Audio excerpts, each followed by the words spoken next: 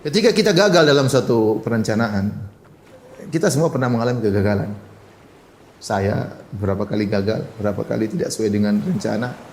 Tapi ketika saya mengalami kegagalan atau kita mengalami kegagalan, anggaplah itu sebagai pengalaman untuk meraih kesuksesan yang lain. Dan yakinlah bahwasanya Allah punya rencana lain yang lebih baik daripada ini. Ya. Lebih baik daripada ini. Dan itu banyak kita rasakan ya. Saya punya planning tertentu. Saya sudah berusaha setahun penuh, ternyata gagal. Kemudian Allah bukakan bagi saya sesuatu yang lain. Kemudian ketika saya jalani, saya merasa nyaman, tentram, saya merasa lebih produktif misalnya ya.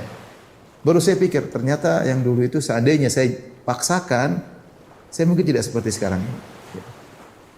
Seandainya saya dulu paksakan, saya mungkin tidak seperti sekarang ini. Misalnya ini contoh sederhana ya. Dan banyak hal kita, contoh seorang misalnya sudah daftar untuk suatu pekerjaan, dia merasa sudah hebat, dia sudah lulus segala seleksi, ternyata dia tidak digolkan, ternyata dia tidak diterima.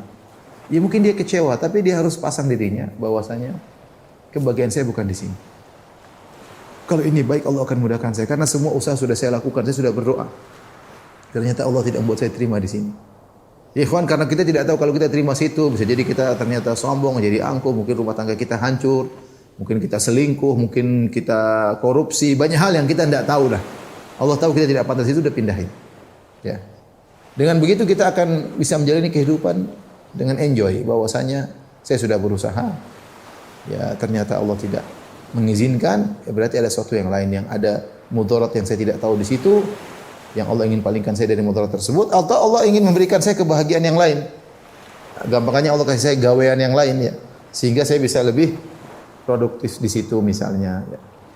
Jadi jangan berarti kalau kita gagal kemudian kayaknya hancur kehidupan kita, kayaknya sia-sia kehidupan kita. Enggak ada yang sia-sia. Kalau Anda melakukan semua karena Allah, meskipun gagal berpahala. Yang penting karena Allah Subhanahu wa taala.